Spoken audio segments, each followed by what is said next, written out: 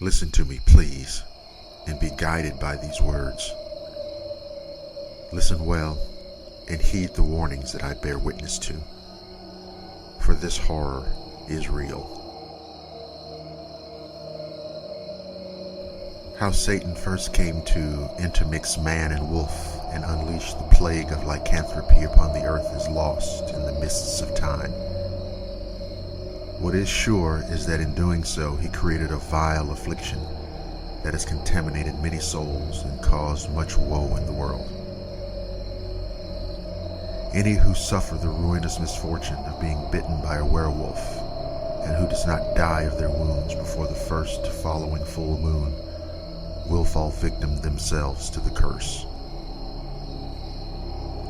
When first bitten, to all outward appearances, those who have become infected by lycanthropy are as normal men. However, when the moon is full, the contagion running through their veins takes hold, and they lose all control of their mind and body. An irresistible compulsion drives the lycanthrope to abandon his dwelling, and in the dead of night find open ground. When the full moon light falls upon the creature, the transformation from man to beast takes hold. Once in lupine form, bloodlust overwhelms the lycanthrope, and it succumbs to the animal cravings for blood and violence that course through his being. The first few times that this change occurs, the slaughter of mere animals will suffice to sate his appetite. However, as time passes and the plague begins fully to infect his soul, such dull flesh as this will no longer satisfy his cravings, and the werewolf must seek out human victims. The more lunar cycles that pass before a lycanthrope is destroyed, the harder it becomes for them to maintain the semblance of human form. Eventually they succumb fully to the beast that lurks within and spend the rest of their days in wolf form, roaming the nights in an outrageous frenzy of bloodlust. Werewolves have the intelligence of man allied to the feral cunning and ferocity of a wolf. This makes them a dangerous foe to pursue. However, the flowers of the wolf's bane plant have a similar effect on them as the Holy Cross does upon vampires. To guard a dwelling against their entry, you should cover all entrances in an abundance of these pungent flowers. As you hunt their kind, a necklace of wolf's bane will afford you great protection. Know also that only weapons tipped with silver may harm a werewolf. Should you embark upon such a quest as this, remember my words, and may God go with you.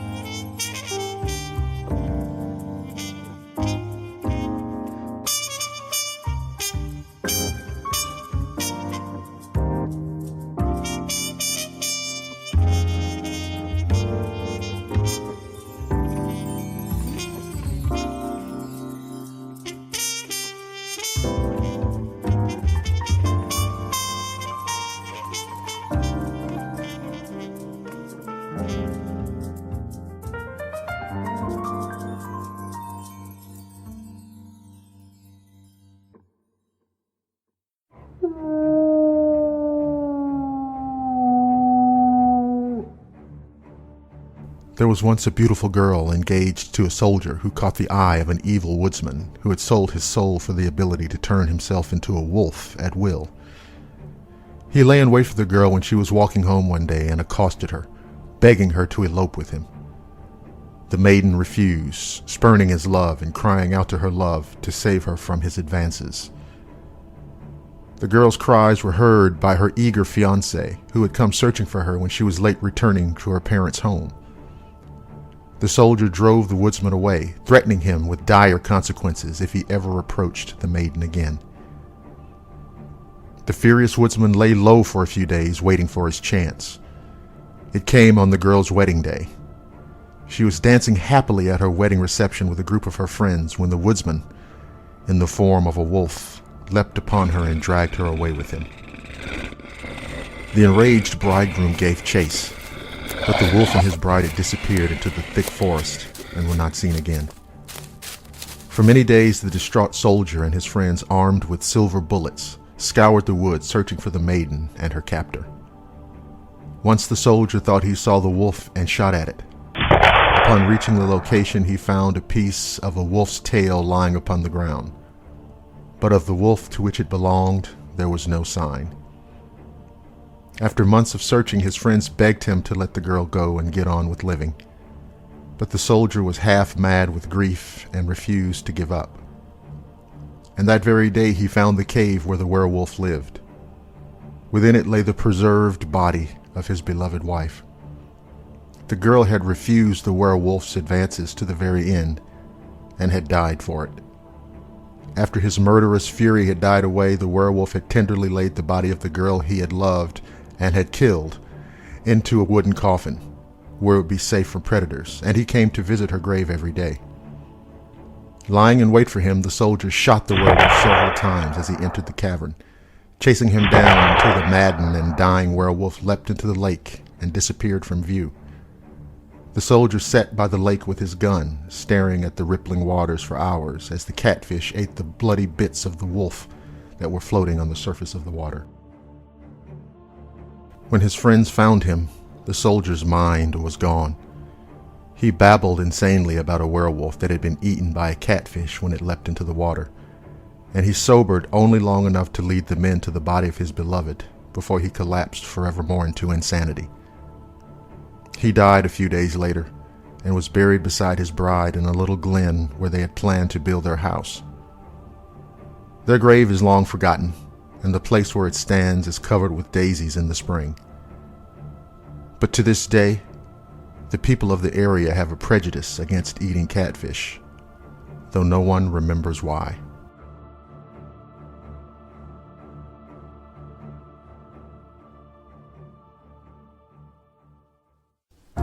If you're enjoying the show, go on over to blackwatermedia.net and join the Swamp Hunter Society. Just click on the Become a Member tab on the menu, and for only $4.99 a month, you can have exclusive access to the finest paranormal, horror, and supernatural story narration content available anywhere. It's the ultimate digital audio exploration into mystery, magic, monsters, and myth. Become a Blackwater Media Swamp Hunter Society member today.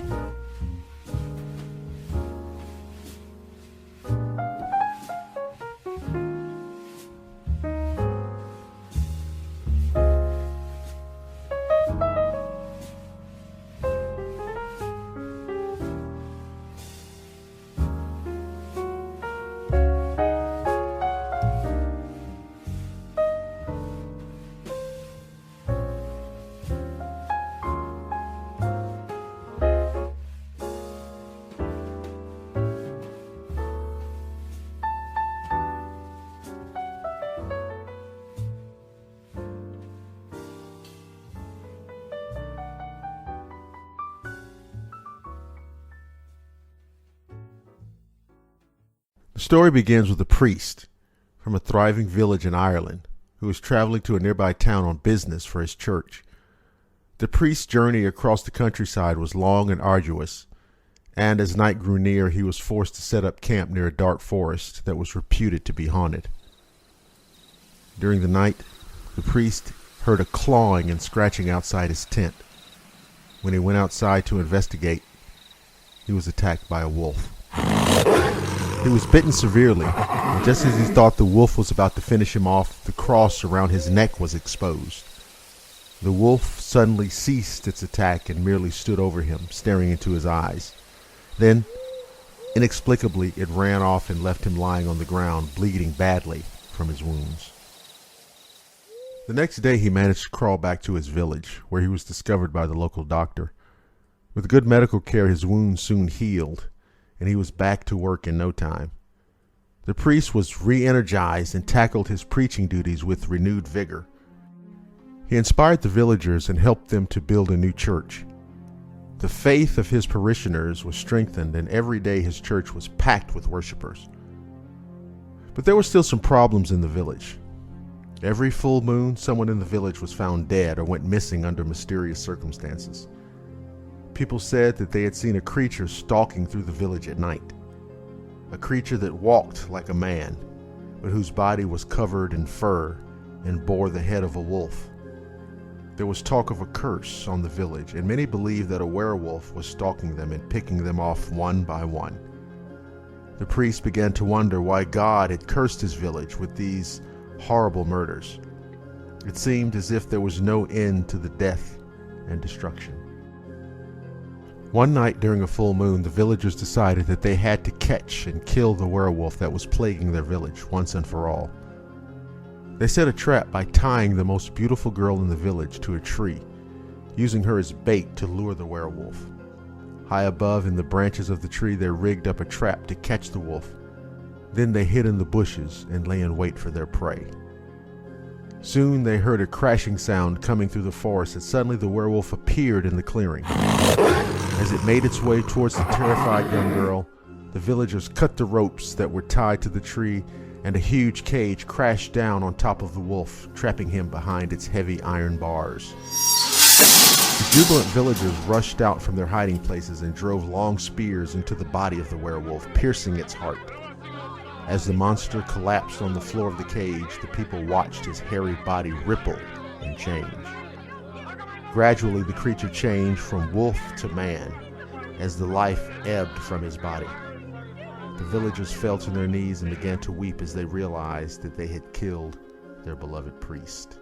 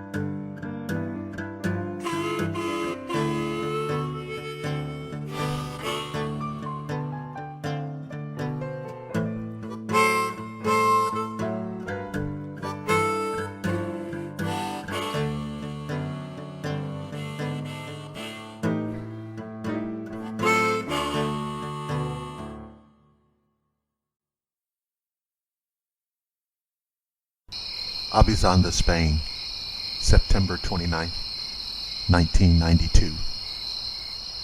We drove a few miles and parked at the crest of a bluff overlooking a series of mostly barren fields.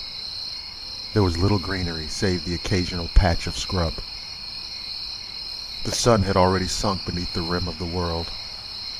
My companion Sergio revealed from a case a 6.5 by 54 caliber Mannlicher Schnauer. Looking out across the landscape, he said to me, "Now we will wait." We waited there on the bluff for what seemed like hours, but I realized later that no more than 20 minutes had expired before the most horrific sound I had ever heard came rushing across the landscape. It was not exactly a howl, nor was it a scream. It was, upon reflection, a preternatural wail heralding the fulfillment of a curse. Sergio advised me to take my field glass and look to the left at about 75 yards. My field of vision was illuminated by an impossibly bright full moon. So was the view through the scope of Sergio's rifle. As the baneful wail began to echo down to nothing, I saw it. I saw it running at a tremendous speed. I could even make out the dust kicked up by clawed feet ripping across the ground. Although clearly inhuman, I could detect the vestiges of clothing, ripped, torn, and flailing in the air stirred by the motion of the thing. It took large, loping strides, and strangely, its arms barely moved, as if it were unnecessary for generating torque. It was at just that moment of my contemplation that Sergio fired a shot. The shot shook me to my core, yet I saw the bullet strike and take the thing to the ground. Then, to my horror, it rose again, in what were mere moments. I watched as it quickly resumed its surreal digitigrade loping across the dark landscape. I couldn't believe what I was seeing. That shot through the midsection would have killed any man ever born, and yet this monstrosity was knocked down by nothing more than the force of the bullet. Then Sergio fired again. The second shot struck the thing in the upper arm or shoulder, for I saw the ragged shirt flare upon impact and a patch of it blew off. The beast did not fall this time, but was pushed by the strike only momentarily before it continued its mad sprint. Sergio got off one more round before the thing finally dashed out of our field of vision. Again, that terrible wail exploded in the darkness all around us. I realized that we were now vulnerable to an attack from virtually any direction. Would the wolfman seek escape, or, as I feared, seek to exact vengeance upon us? Certainly, if Sergio's rifle had failed to stop the beast, there was little hope of success in a hand-to-hand confrontation. In any other situation, we would have been more than a match for an assailant. I was 24 years old at the time. Although Sergio was 10 years my senior, we were both well over 6 feet tall and easily capable of giving a good account of ourselves. We agreed, however, with a glance and a nod, that indeed discretion was the better part of valor. As we headed back to the jeep, I found myself muttering and musing aloud. What in God's name was that? And Sergio replied in a rare smattering of English. Nothing in God's name. That was the hombre lobo. We came to learn that the monstrous fiend that haunted the hills, woods, and quiet roads amongst the villages was a wolf man, a thing quite different from the so-called werewolf of legend. It was a man, cursed, possessed as it were by a bestial dark spirit that waged war with the soul of the man it sought to subdue and imprison. As such, the demon was brought to the fore when the forces of evil were at their strongest, especially in conjunction with the coming of the full moon. Unlike the natural wolf, the murderous abomination walked on 2 legs, at times even adorned the shredded remnants of the man's clothing. Strangely, until the time of the blood moon, the eyes retained a saddened human quality. We learned from the villagers that the burning of sulfur was prone to keeping away wolves. The scent permeated the air in the village square and the adjoining pathways. One night we ventured out against strenuous admonitions to investigate the strange happenings. This was the night that I was to experience the preternatural reality of the horror that has haunted me these many years. What I witnessed that night has never left me, and the nightmarish visage is a constant companion. It reminds me that at times, that the devil does indeed walk the earth. The following is an excerpt from the journal of Sergio Morales. Last night the thing appeared in the field below the village. The professor too witnessed the creature. I am sure now that he is convinced, as I have been for some time, that this was an unnatural thing. 3 times my rifle found its target, and yet the howling devil endures. I spoke today with Senor Abizanda and Sergeant Gomez. They have agreed to consult with the professor. Is it possible that together we can rid this village of its terrible curse? The body of night watchman Jose Mancilla was found inside his small 2-room office building on the morning of October 1st. He had been beaten and pummeled with unimaginable force. His face and throat had been ripped and torn as if by the claws of a raving beast. Abizanda was a small hamlet, and the word of the horror spread like the plague. Item: the previously installed security camera revealed a brief moment of the deed, but little more. The tape itself was viewed by local officials before being secreted away. Item: the killer was possessed of incredible strength. The metal door, locked and bolted from the inside, had been forcefully pulled from the hinges and slung 30 feet. Item: the momentary flash of activity revealed by the tape indicated that the killer was in fact the same impossible monstrosity recently witnessed by Sergio and myself dashing across the fields below the town. This is as much as I dare reveal to you here. Suffice it to say that such horrors exist in this world. Though I wish it were not so, failure to disclose the reality of such things would for me be the highest form of hypocrisy. I've seen it. I've witnessed it, and it has been like a plague of nightmares upon me since those long ago days. So what do you think? There may perhaps be as many reactions to this experience as ears that hear it. I am therefore quite content to leave the burden of final judgment to you. If what you've heard horrifies or shocks you, and has forever changed your concept of reality, allow me to offer you one small glint of relief. Tell yourself, as I have day after day, night after night, that it's only a story.